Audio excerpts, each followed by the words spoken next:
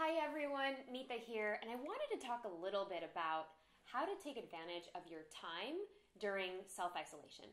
Now, many of you have probably been on lockdown for weeks or maybe in our case, it's been a month now. I can't even believe it. And the feelings are real. What you've been experiencing are so real, and I know I'm included in this because there are some days where I feel super motivated and supercharged and super ready to take on the world and really provide value for all of you. But then there are other days where I might have watched something on the news, or I might have opened something in my inbox, or you might have gotten, a bleak statistic and something throws you off. And it throws you off kilter, and then you just want to sit on the couch all day long and watch Netflix, or cuddle up in your bed and do nothing. And I want to say first and foremost that absolutely you are entitled to experience and feel all of those feelings. Now, there might be days where you do want to get off the couch and actually do something.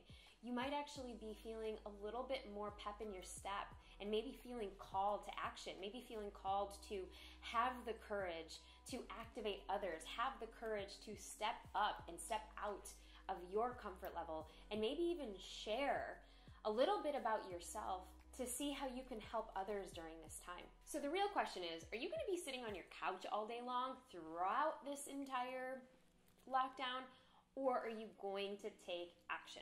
Now, first and foremost, you want to take an inventory of how you're actually feeling.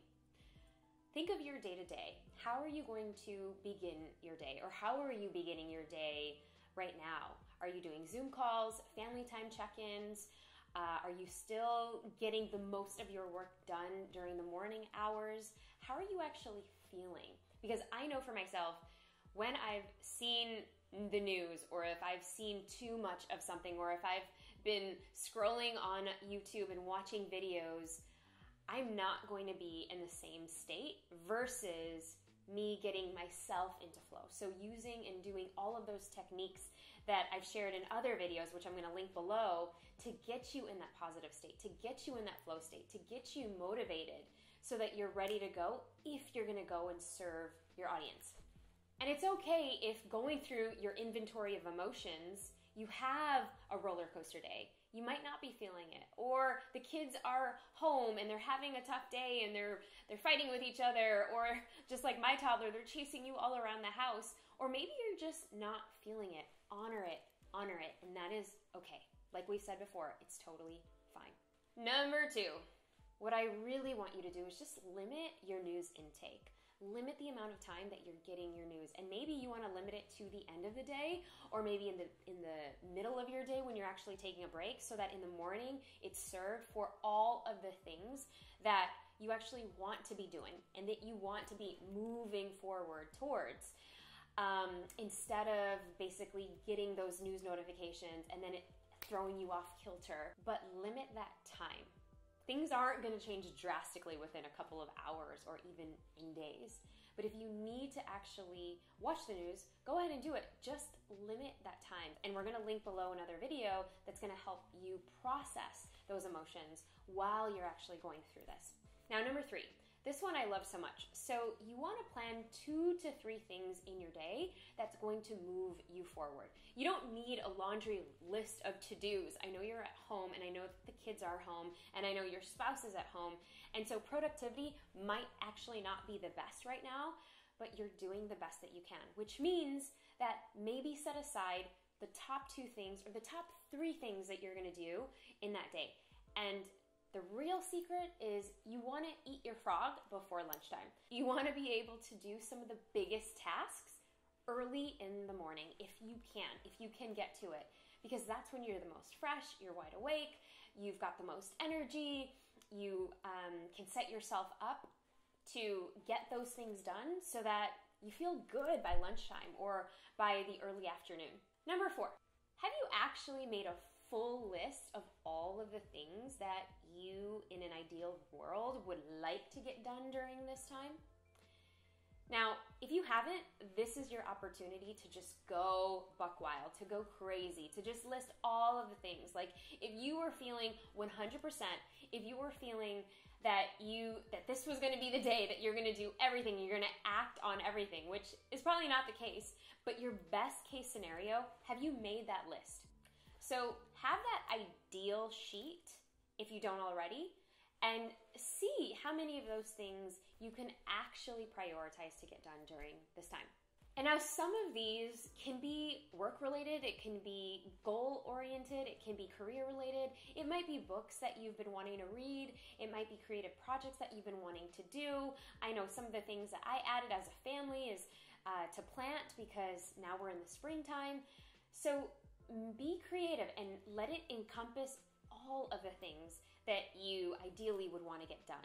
Maybe it's a new workout routine, maybe it's a dance routine, and maybe it's arts and crafts, things that you may not normally have the time to do, but now that you're here in this isolation time, maybe now it's kind of spurring some of those activities to come to the surface for you. Number 5. Okay, this one's important. So this one's for all of you parents out there.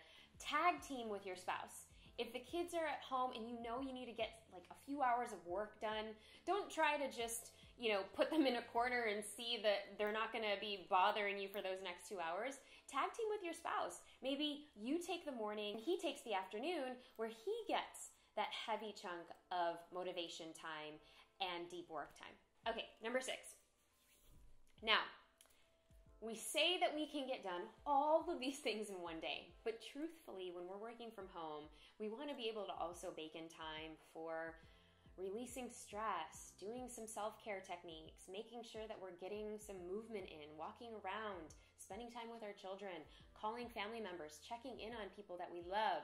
So what I'm really getting at is you want to be able to chunk your time, your working time, in 90 minutes.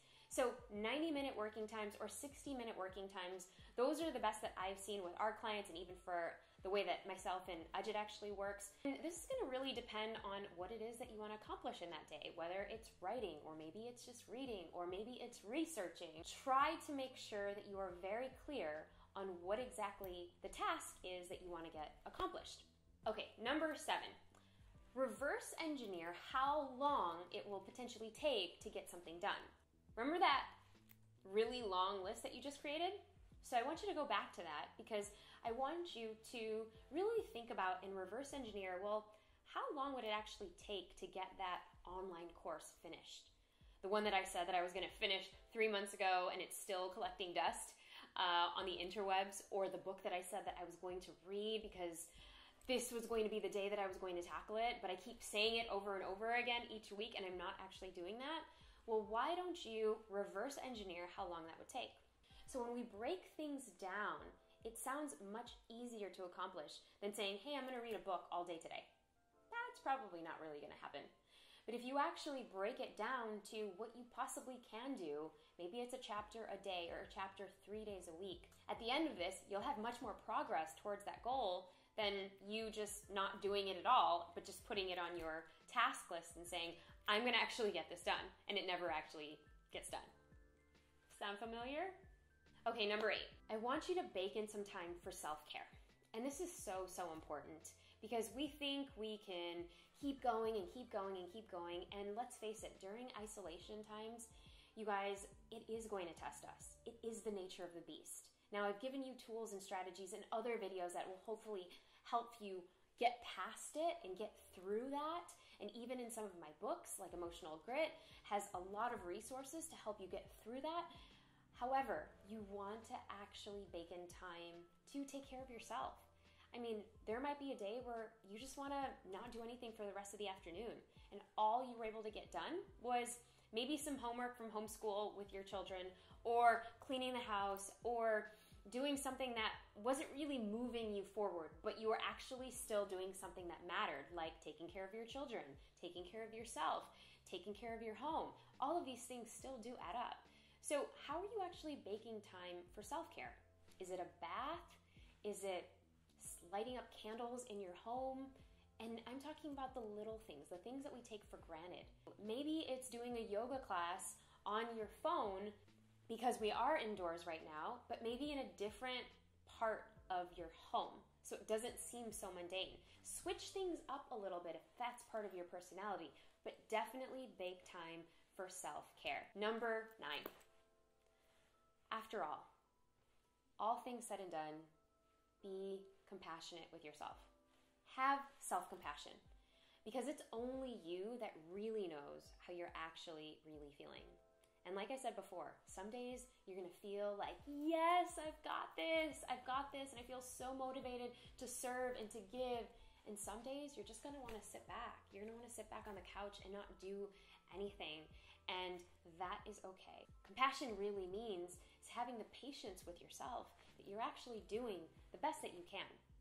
And under the current circumstances, I would say you're doing awesome just by tuning in. And as always, thanks so much for tuning in. If you found this video helpful, please go ahead, hit subscribe, hit like, comment below, and I will see you guys soon.